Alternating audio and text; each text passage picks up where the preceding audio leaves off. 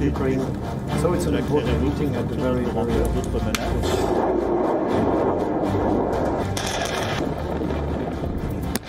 The bridge being destroyed.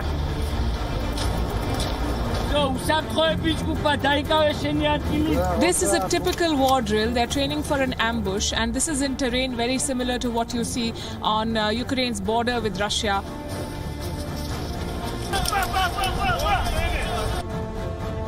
Those people who are applying to Georgian Legion, they generally have a motivation to help Ukrainians. Go on and live their lives and stuff.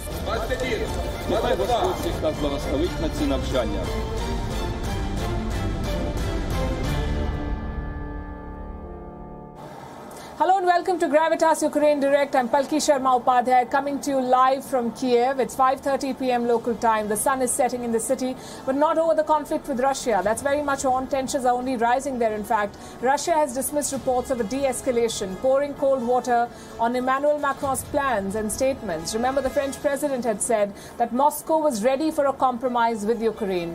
The Kremlin says, not so fast. It wants more assurances from Europe. It wants more security guarantees on NATO's expansion. As a warning, Moscow has deployed 6 more warships to the Black Sea, 6 state-of-the-art vessels to conduct drills in Ukraine's backyard. They will remain stationed there for an indefinite period of time, we are told. And this has put Ukraine on the edge. The troops are getting ready for war, bracing themselves for a Russian juggernaut. And they will not be fighting alone. Joining them will be soldiers from 27 countries, foreign fighters who have volunteered to defend Ukraine. Interestingly, some of them are also coming from India. How do we know that? Because I visited one of their camps today, a training facility of the Georgian Legion. This is a defense force of volunteers from all over the world. We met the fighters there, also their commander, and he told me that he is getting applications from private individuals in India, not those linked to the government of India, but individuals who want to fight for Ukraine. Here's a ground report from their headquarters.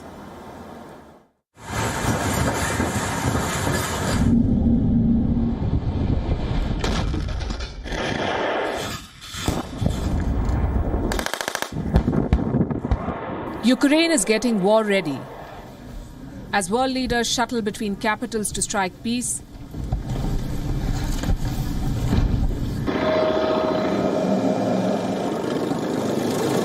soldiers are gearing up for war.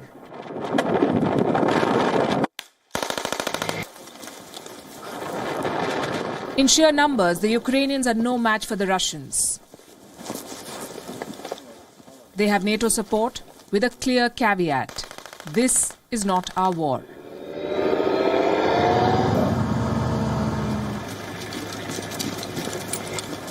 So who will fight with Ukraine if Russia does invade? Soldiers from 27 countries, including India. They are training for war.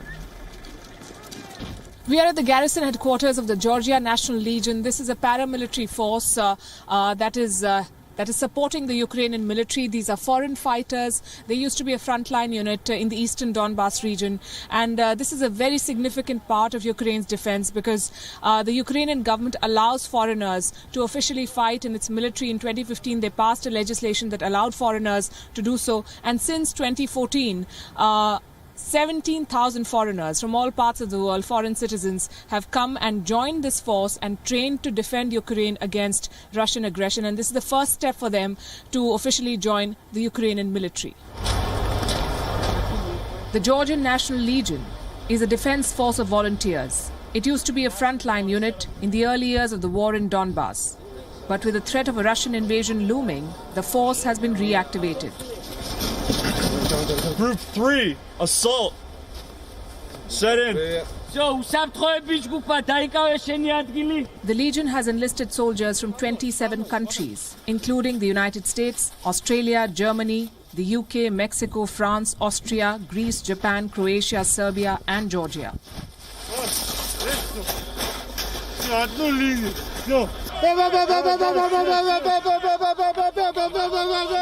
Some of these fighters are knee-deep in snow, and these are people who've traveled from all over the world to fight with the Ukrainian forces.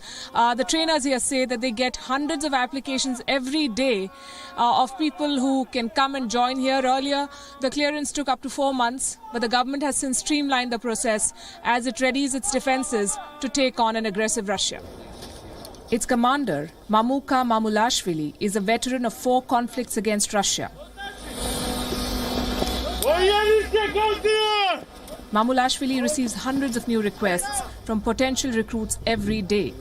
He says he's also getting applications from people in India who want to join the war in Ukraine.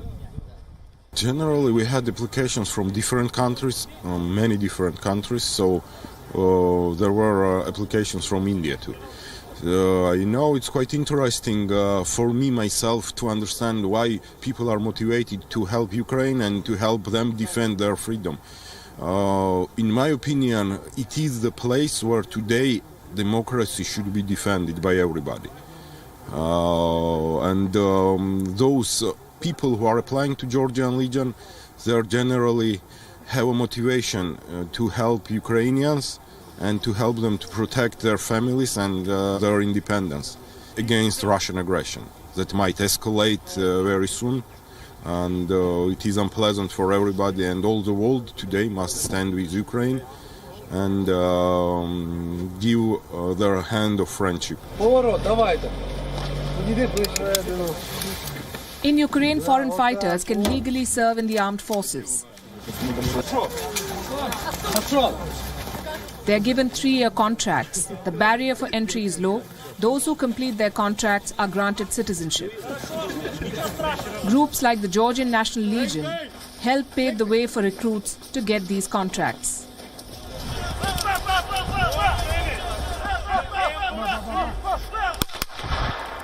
Meet Emmanuel. He is from Albania. He has made Ukraine his home and the fight against Russia his mission in life. He says he's left his family behind because he believes in the war for Ukraine's sovereignty. What happened 26 years ago in Albania, in Yugoslavia, if you heard of the Yugoslavian war, we were murdered by Serbians and Russians. Then Georgians were murdered by Serbia and Russians too, the mercenaries in the Georgian border. Now in Ukraine is happening the same thing, so we have one same enemy in different years. It doesn't matter how many years after, we just have the same enemy. And we're all here together in this thing. So. And is your family okay with you fighting in a foreign land for other people? My family, all of us were military personnel in our previous lives. I mean, in our life in Albania, so all of us has shot guns against Russia or Serbia. So they really supportive. They're supportive, and they will support me always in this thing. I just know that. It's not an easy mission. What drives people from far-off lands to join the war effort in this punishing cold? It's certainly not money.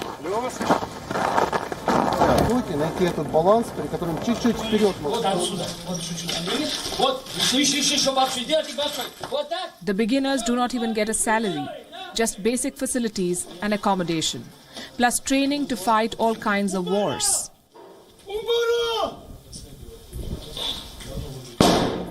First, it's security. You want to protect your ambush. Their trainer today is Adam, an American soldier, now one of the thousands of fully trained foreign fighters in Ukraine's defense apparatus. Adam begins with a briefing. The first minute of the ambush is the most violent. Every person shoots. As they move through, they shoot any bodies they see at least twice. Among the trainees today are some beginners and Ukrainian citizens who are joining this force. From the elderly to the teenagers, they've all picked up arms. They say it's not a choice, but a necessity, that this war has been thrust upon them. The Ukrainian people have a right to defend their country and be a sovereign nation, just like the rest of us. So I'm here to help them maintain that.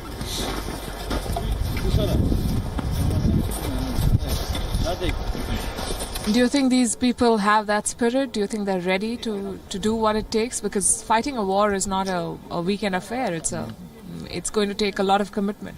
You don't know until it happens, but the fact that they're out here now shows that they want some kind of training. I hope a lot of these people don't have to fight.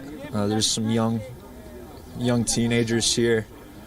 I wish they could just go on and live their lives and stuff, but it might not be that way. A rare display of emotion for a soldier who's getting his team battle ready. Today, Adam is teaching them how to survive in the battleground, how to find cover and how to use weapons.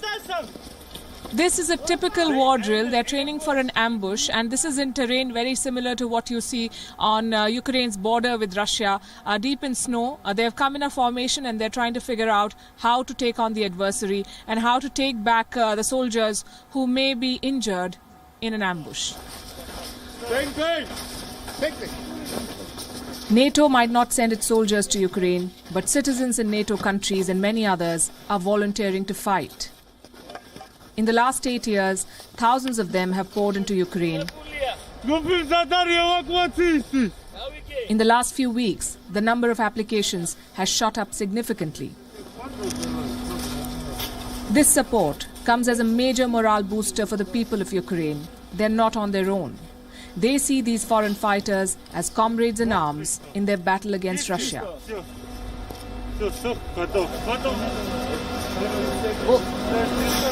With the WION team in Ukraine, this is Palki Sharma Upadhyay reporting on the biggest flashpoint in the world.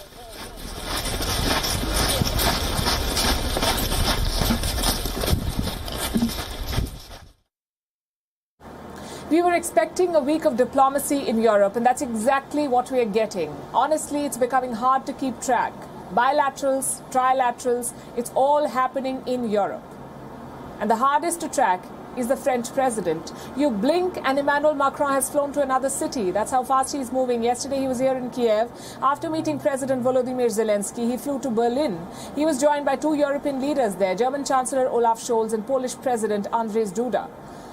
There is historical context here in this meeting. Germany, France and Poland, 3 countries that were front and center during World War II. They suffered massive casualties, remember. So this time around, their plea is quite simple. Anything but war, that's what they're saying. Et nous allons continuer d'agir dans les semaines qui viennent, avec des objectifs simples. Le premier, ça a été dit, éviter la guerre. La paix et la stabilité du continent européen sont notre trésor, et nous considérons que notre devoir est de tout faire pour le préserver. Unser Austausch zu diesem Zeitpunkt wird daher ganz besonders gewinnbringend sein, denn uns alle eint ein Ziel, den Frieden in Europa zu erhalten. Durch Diplomatie und durch klare Botschaften und die gemeinsame Bereitschaft, einig zu handeln. Musimy znaleźć takie rozwiązanie, żeby uniknąć wojny. To jest, tak jak powiedziałem, nasze w tej chwili podstawowe zadanie. Wierzę, że tego dokonamy. W moim przekonaniu dzisiaj najważniejsza jest jedność i solidarność.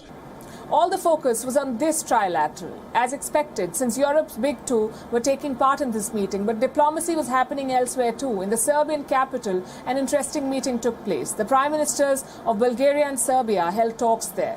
What was interesting about it? You see, Serbia has traditionally been a Russian ally. Bulgaria, on the other hand, is a NATO member.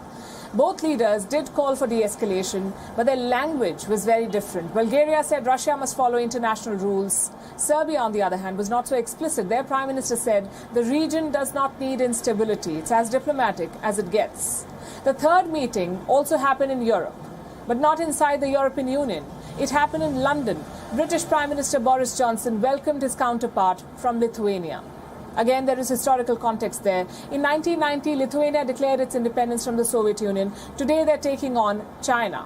Handling bullies is something of a Lithuanian speciality, you could say. In London, both the prime ministers reaffirmed their commitments to NATO. And it's very good to know that, we have a very strong partner and friend in allies that we are together, like NATO and others, and I think it's extremely good what you are doing on Ukraine. We're shoulder to shoulder with you and all our NATO allies, and we want to make clear that the support you when it comes to the immigration issues in Belarus and all the questions that we're now facing. What Boris Johnson raised is a very big worry for Ukraine's neighbours. Instability, war breaks out, neighbours are going to suffer. It's a given. I'm talking about refugees, broken supply lines, and not to mention a spillover. So Ukraine's neighbours are tracking this conflict very closely, and every neighbour has a different response to it. Slovakia, for instance, is divided. Their parliament is debating a new defence treaty with the United States. Some lawmakers unfurled the Ukrainian flag inside the parliament. Here's what happened next.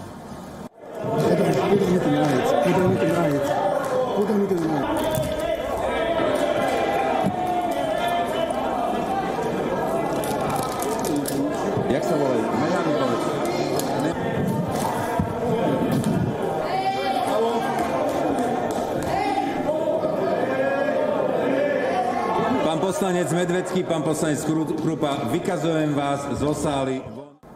Outside the parliament, there were demonstrations. Some people were carrying the Russian flag.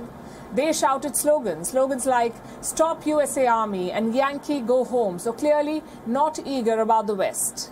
If you move north to the Baltic states, the sentiment is quite different. Countries like Latvia, Lithuania and Estonia, they share borders with either Russia or Belarus, so Baltic states are eager for Western aid. They want European countries to send more military assistance. We would be willing to see also such kind of eagerness from other NATO allies in Europe. And I think there are certain things what we would like to see also where some of our larger and stronger European allies could follow, for instance, example of United States. Because you know that United States are giving quite large military assistance. So European capitals are buzzing with diplomacy. The question is, can there be concrete results? There is one high-stakes meeting scheduled for Thursday in Berlin, the Normandy talks. Now here's a short background. The Normandy talks involve 4 nations, Ukraine, Germany, Russia and France, and they focus on the insurgency in eastern Ukraine. The government in Kyiv versus the Russia-backed separatists, that's the focus. President Zelensky is open to reviving these talks. But he has 3 red lines. Number 1, no compromise on Ukraine's territorial integrity. Number 2, no direct talks with the separatists. And number 3, no interference in Ukraine's foreign policy. It's only fair. If the Normandy talks succeed, it would be a big win. But getting there is not going to be easy, especially looking at these pictures. Those are Russian warships, you see, crossing the Bosporus. Their final destination is the Black Sea. These ships will firm up Russia's southern flank near Crimea. In the north, the S-400 missiles are well in position. They have been deployed near the Belarus-Ukraine border. The soldiers and weapons are ready for the grand military drill. NATO believes these drills could be an excuse for Russia, that Moscow will use these drills to invade Ukraine. So how is the NATO responding? With drills of their own. The NATO is staging military exercises in Estonia. On Tuesday, British soldiers also joined this exercise. The next 10 days could be crucial here in Ukraine. The joint drills will be happening in Belarus. The Normandy talks may be finalized. Plus, the dreaded Russian winter will start easing off. So Russia is not going to budge, and neither will NATO. We're back to square one then. With very little progress being made, how do we view this turn of events? What's the mood like in the capital shaping this conflict? To discuss this and more, I'm joined by my colleagues, WION correspondents Julia Chapman from Moscow, Simon Marks from Washington, D.C., and Ollie Barrett from London. Hello to all of you from Kyiv. Julia, Russia has dismissed reports that Macron and Putin agreed on de-escalation. What do you make of these statements? President Macron came to Russia with quite a lot of confidence that he could secure a deal from President Vladimir Putin. And although none was announced at the end of their press conference following more than 5 hours of talks, French officials were briefing yesterday that some commitment had been made. The Kremlin has dismissed that. It has said that there was no promise given to the French president. And indeed, even if there were any arrangements that had tentatively been made, they weren't up to the French president to deal with. with. He had to go back to his allies to consult on all of the subjects that he discussed with President Vladimir Putin, and Russia was very insistent that it sees NATO as being led by the United States, not by France. So it wants to continue negotiating directly with Washington. That's a process that's been going on for many weeks now. Russia is still trying to engage on these security demands that it has for European security infrastructure, and those discussions are still continuing. Simon Marks, are there concerns in Washington, D.C. that while its allies are busy talking and pushing for diplomacy, Vladimir Putin is only bolstering his forces? There is a growing realization here in Washington, D.C. that, as the New York Times puts it today, Vladimir Putin is digging in and that the Biden administration is going to have to be prepared for a long slog in the weeks and possibly months ahead. The French President Emmanuel Macron saying while he was in Kyiv that the world may not know whether his shuttle diplomacy this week has succeeded for weeks or possibly months. Now, the White House was notably lukewarm about some of that shuttle diplomacy. Here on Tuesday, White House officials said they would welcome any kind of diplomatic breakthrough that the French president was able to achieve in efforts to defuse the crisis. But essentially, they'll only believe there's been one when they actually see it. Ollie, the British Prime Minister will be visiting Poland. Ahead of this visit, he has urged allies to finalise heavy economic sanctions against Russia. What is Boris Johnson up to? Well, Boris Johnson is trying to show continued support for allies in Eastern Europe. That's part of the reason for his trip to Poland, with which the UK has an increasingly good relationship, actually. Boris Johnson also visiting NATO in Brussels. He'll hold talks with the NATO chief Jens Stoltenberg. They'll hold a joint press conference on Thursday as well. And that's also Boris Johnson trying to show UK support behind the NATO military alliance in the face of what is perceived by many as Russian aggression towards Ukraine and that potential for an invasion, which, of course, Russia denies it is planning. And this is just the latest in the British diplomatic flurry to try and show, as I say, support for the region, support for NATO, the possibility of deploying further resources to the Eastern European region. Julia, Simon, Ollie, thanks very much for those updates. All of this mayhem in Europe has put the Indo-Pacific on the back burner. Nobody's talking about the South China Sea or the PLA's piracy in the Pacific. Over the next 2 days, that could change because the Quad foreign ministers are meeting in Australia. Two things will dominate this meeting. Number one, the deliverables. We've seen enough symbolism from the quadrilateral. It's time to see some concrete results. And number two, the standoff in Ukraine. Pacific or not, I'm afraid Russia is going to be on that table. Reports say the US will raise this issue in Melbourne, but the question is, will it make it to the joint statement? Will Ukraine make it to the joint statement? In the past, the Quad has talked about Afghanistan, about Myanmar, also about North Korea. Will Ukraine be next? That is the question. The Americans would definitely want to make it a part of the joint statement, but India is going to be wary of this. At the United Nations, New Delhi had refused to pick a side, remember. The priority for India would be to keep it that way. NATO for Europe, Quad for the Indo-Pacific. It will be hard for the Americans to merge the two. Plus, the Quad meddling in Ukraine could push China closer to Russia. So far, Beijing's support has been limited to words. America would be wise to keep it that way. Having said that, you can understand their desperation. For all the talk and bravado coming from Washington, D.C., America is not really in control of Europe. Emmanuel Macron is leading the diplomatic response. Germany is refusing to leverage Nord Stream 2. Some countries in Eastern Europe are rethinking US military support. Meanwhile, Joe Biden is largely missing. He's like those mythical mob bosses, you could say. He's supposed to be the big player in town, but no one's actually seen him. This crisis is a do-or-die moment for America. If Europe can broker peace by itself, it could be a pivot. The likes of Emmanuel Macron are already talking about European autonomy, basically a Europe that leads and not follows the US. And if that happens, American influence in Europe could wane further. And that's why the Quad is so important. America can bring something Europe geographically cannot. The Indo-Pacific. Both Australia and Japan have offered gas shipments to Europe.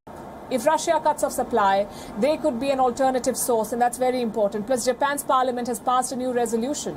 It condemns any attempt to change Ukraine's status quo by force. Basically, it's anti-Russia. But every US partner needs to think about this pattern. America loves using allies. But what are the allies getting in return? Ukraine is basically on its own now. Afghanistan was on its own. So this question is going to dominate any Quad discussion on Russia. What are the allies getting? And this is likely to be a warm-up act. The main event is still the Quad. Like I said, it's time we start seeing dividends. In 2017, the Quad foreign secretaries met. In 2019, the Quad foreign ministers met. And in 2021, the heads of government met. The trajectory is good. The announcements have been great. But now it's time for the results. Like vaccines, for instance. Last year, the Quad leaders pledged 1.2 billion doses. What happened to that? How much of that has been delivered? Or 5G networks. The Quad promised a safe alternative to Chinese 5G. What's the progress on that? They will have to talk about all of this. Or the supply chains and the infrastructure projects. All of this was announced after the in-person summit last year. This meeting is all about reviewing the progress and setting new targets for the Quad.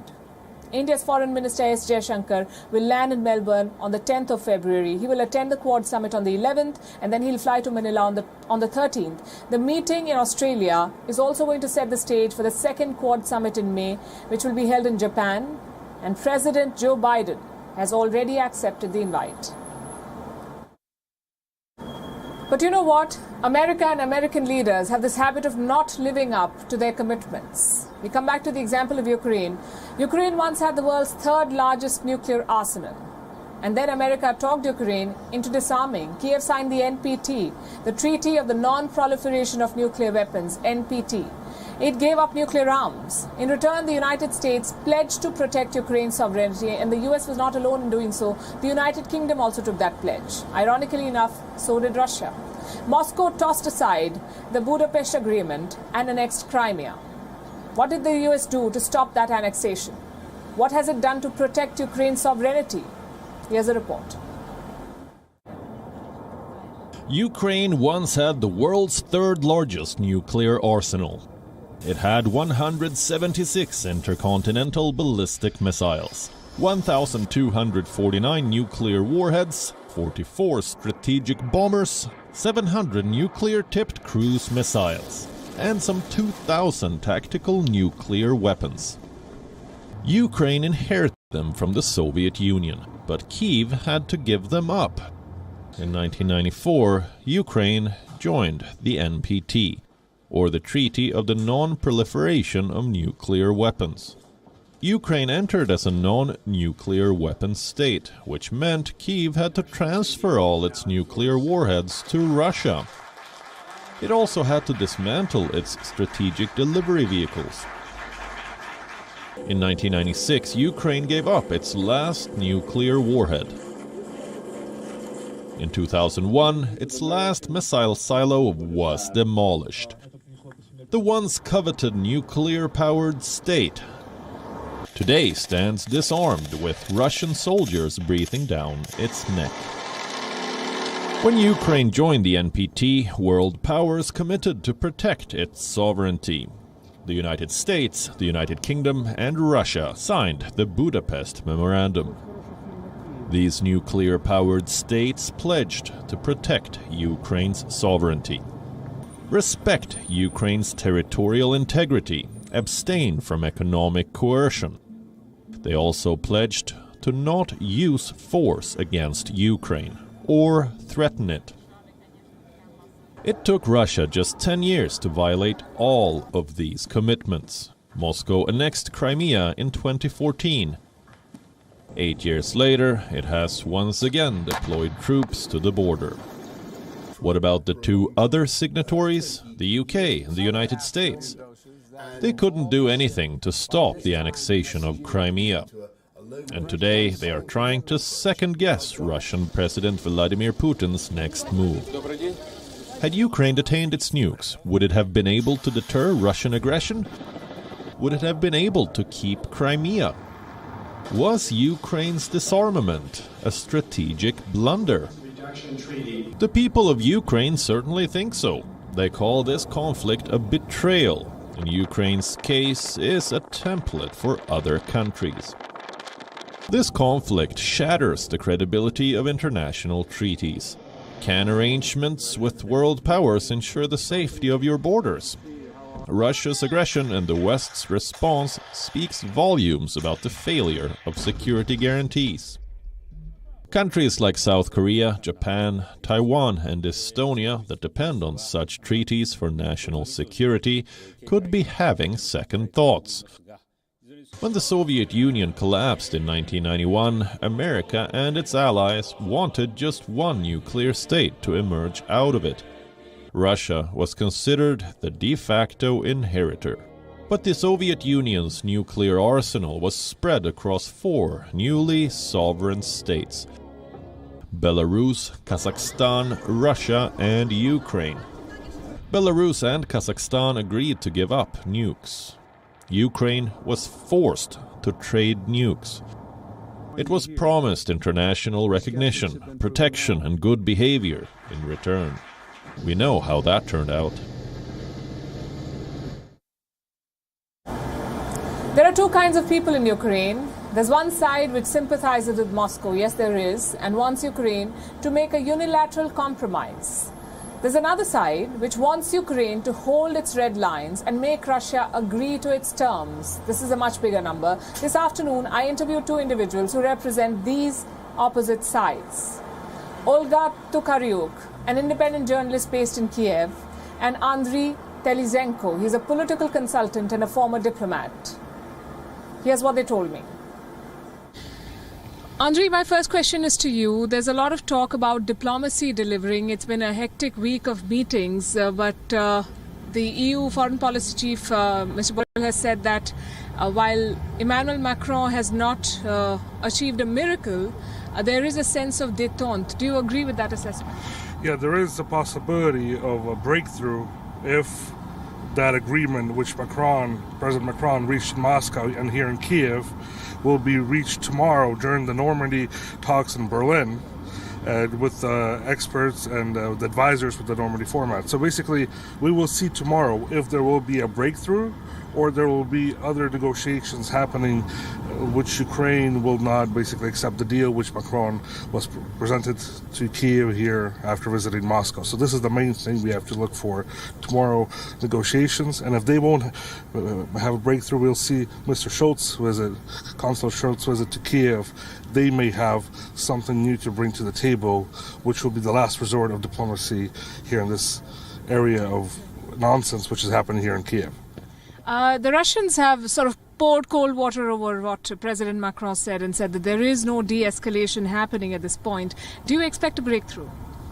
Not really. Unfortunately, Russia has shown on numerous occasions that it is not willing to implement its provisions that it should implement under the Minsk agreements, and these are provisions that are related to the security part. And I mean here ceasefire, an effective ceasefire, not just the ceasefire on paper, also withdrawal of its troop and military equipment and the return of the border to under Ukrainian control.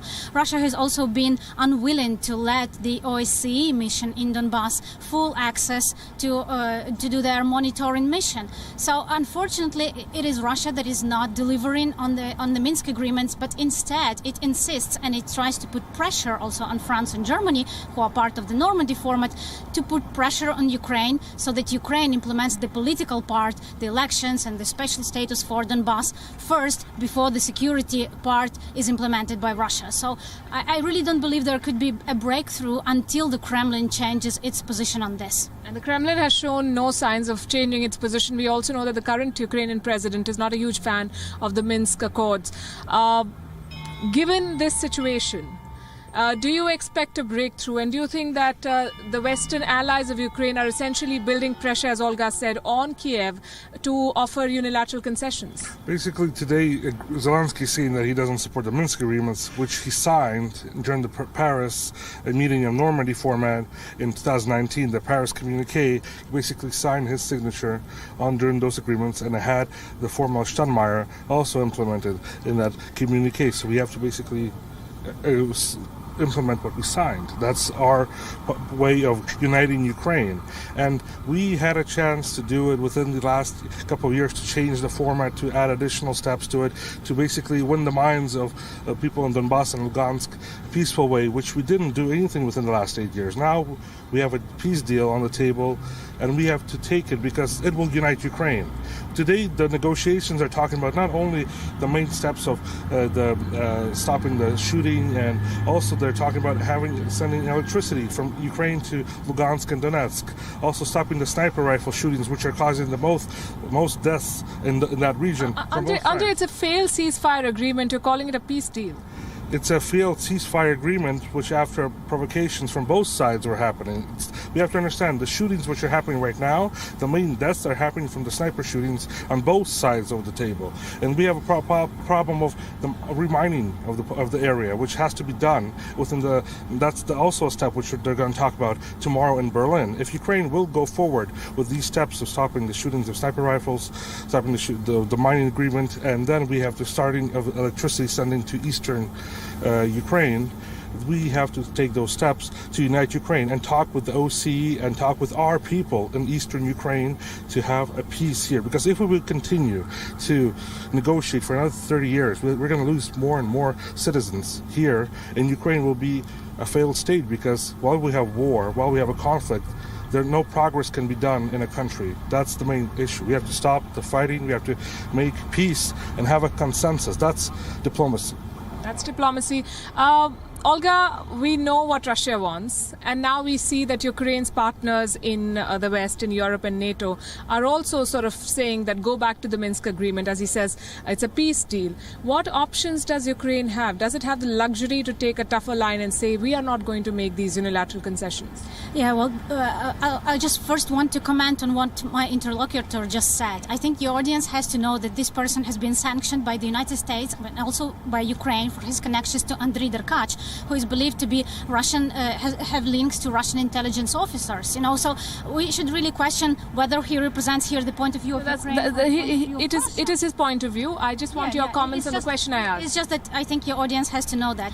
Okay, and on the question you asked, I think one of the problems with the Minsk agreements, and again an illustration why Russia is unwilling to implement its part of it, is the fact that Russia has been handing over Russian passports on the occupied Donbass on a massive scale. So basically now between 600,000 and 1 million people in the occupied territories of Ukraine are Russian citizens.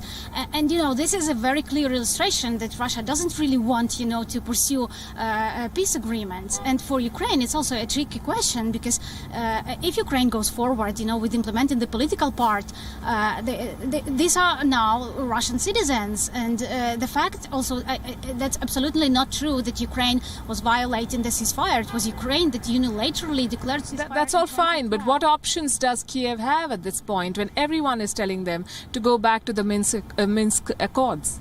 Well, Kyiv has to hold to its red lines, and the red lines are that there can be no compromises on the Ukrainian sovereignty and territorial integrity, that the security provisions of the Minsk agreements need to be implemented first, and that the West actually should use the leverage it has over Russia to push Russia to make first steps towards a diplomatic solution. Your comments? Yeah, I'll get back to what I've been sanctioned for. I've been sanctioned by the U.S. government for supporting Trump. I was a witness in the Senate Investigation Committee of Homeland Security and Finance within the United States, and was said to be not any Russian spy or connected to Derkach. And even though after Trump lost, basically the last week I got sanctioned. So, and our government, because it doesn't have any sovereignty, it sanctioned me, which I'm suing right now in the Supreme Court of Ukraine, the President of Ukraine, and the court did take my case into consideration, and it is in process. So any political allegations against me, I was a diplomat, I was a government official in the Ukrainian government, I'm a patriot of my country, and I want peace for my country. And that's the main thing. I want stop the bloodshed, first of all. And you talk to a lot of diplomats here who are not working with the government, who are able to talk, they won't be afraid to say that they want peace also. That is the main thing here, to unite our country and to have peace and stop the bloodshed. Indeed, interesting times, but thanks very much, both of you, for sharing your thoughts. Yes. We've been here in Kyiv for almost a week now, and we've been tracking the diplomacy, the military drills, all of it. But it's hard to escape the news back home in India. Right now, there's a big debate around the hijab. Let me give you a short recap. In the first week of February, Muslim students wearing the hijab were stopped from entering their college. This happened in the South Indian state of Karnataka. The students argued against this decision. They said that their fundamental rights were being violated. On the 5th of this month, the state government issued a new order. It does not say that uniforms are compulsory, but it does permit colleges to ban religious symbols. And since then, the situation has spiraled. There are protests, counter-protests, some reports of violence, even baton charging by the police. It's a very charged-up atmosphere. In such situations, rational debate takes a back seat. When you're emotional, you don't think right. And that's what's happening in Karnataka, you could say. And we'll try to bring some perspective to this debate. First things first, what a woman wants to wear is her choice. A hijab, a burqa, a veil, it's a woman's personal choice. The state does not have the right to interfere. Having said that, there's something else to consider. Is this choice an informed one, or has it been forced upon the women? And here's why I ask this question. Because a hijab means different things to different women in different parts of the world. In Afghanistan and Iran, for example, it's a symbol of oppression. In America or Europe, it could be a symbol of religious pride or identity. So the hijab is not just a piece of cloth. Its meaning depends on the context, on the kind of society you live in. What is that context in Karnataka? The fact is, we don't know. Maybe it's choice for some. Maybe it's enforced on others. The question is, how must the state navigate this dilemma?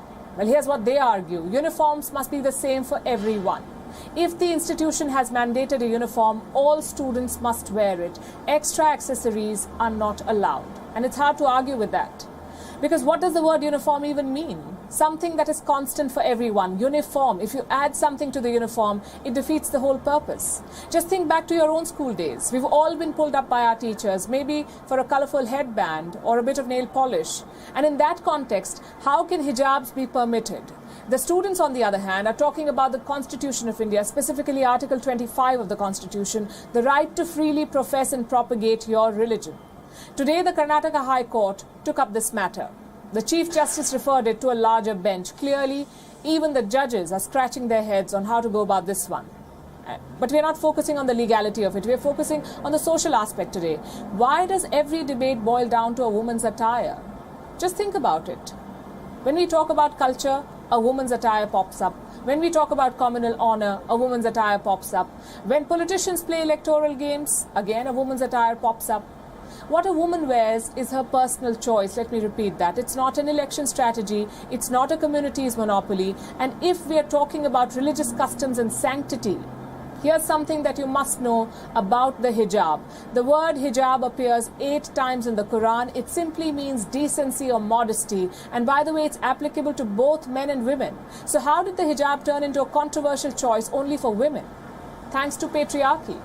These considerations must feature in the debate that India is having. It cannot be one rule for all. At the same time, it cannot be one oppression for all. Religious expression must come from personal choice, informed personal choice, which is why this debate is so very complicated. But I'll tell you what's not. Law and order. Hooligans have no place inside college campuses. If you want to enforce a uniform, the college principal, the college authorities can do it. You don't need ruffians from outside threatening students. This has to stop immediately. So to sum up, 3 things must be priority right now. Number 1, respecting informed choices. Number 2, respecting rules of the institution you study in. And number 3, maintaining law and order. Schools and colleges are for education, not for religious politics and intimidating students. We continue with China. It has a new BRI partner. Do you have any guesses? It's Argentina. The South American country has become the latest to join China's Belt and Road Initiative. Argentinian President Alberto Fernandez met his Chinese counterpart Xi Jinping on the sidelines of the Genocide Games. Argentina endorsed the One China policy, and as a token of appreciation, China has put its weight behind Argentina's claims to the Falkland Islands. Our next report tells you all about it. China does not understand sovereignty. Beijing also extends its support for another country by helping it challenge sovereignty. Case in point, Argentina. The country's president was recently seen exchanging greetings with the Chinese leadership. Alberto Fernandez was in Beijing for the Genocide Games. He met Chinese President Xi Jinping. The two leaders had a brief discussion. Two things came out of it. One, China convinced Argentina to join the Belt and Road Initiative. Two, as a token of appreciation, China put its weight behind Argentina's claim over the Falkland Islands. Xi and Fernandez issued a joint statement. It said, China reaffirms its support for Argentina's demand for the full exercise of sovereignty over the Malvinas Islands. Malvinas is Spanish for the Falklands, aka the Argentine name for the territory. These islands are located in the South Atlantic Ocean. There are a total of 780 small and big islands. Their area is approximately 4,700 square kilometers, and the population is roughly 3,500. The Falklands are a British overseas territory, and Argentina has long claimed them. In 1982, British and Argentinian troops exchanged fire over the Falklands. On the 14th of June, Argentinian troops surrendered. Now, why is China suddenly talking about the Falklands some 30 years later? 1. It is Beijing's way of thanking Argentina for joining Belt and Road. Also, for endorsing the One China policy. 2. Supporting Argentina on Falklands is Beijing's way of getting back at the UK for supporting Hong Kong's pro-democracy movement, or giving citizenship to Hong Kongers in exile. It's another story that Hong Kong and Falklands don't compare. In March of 2013, 99.8% of Falklands voters voted to remain as an overseas territory of the UK. Hong Kong, on the other hand, protested against China's growing influence. But today, China is busy schooling the world. Look at this tweet. Colonialism has brought great suffering to the world. What about expansionism? Getting involved in the Falkland issue helps China expand its influence in South America. How is the UK reacting to all of this? It has asked China to respect the Falkland sovereignty, but like we said at the very beginning, China does not understand sovereignty.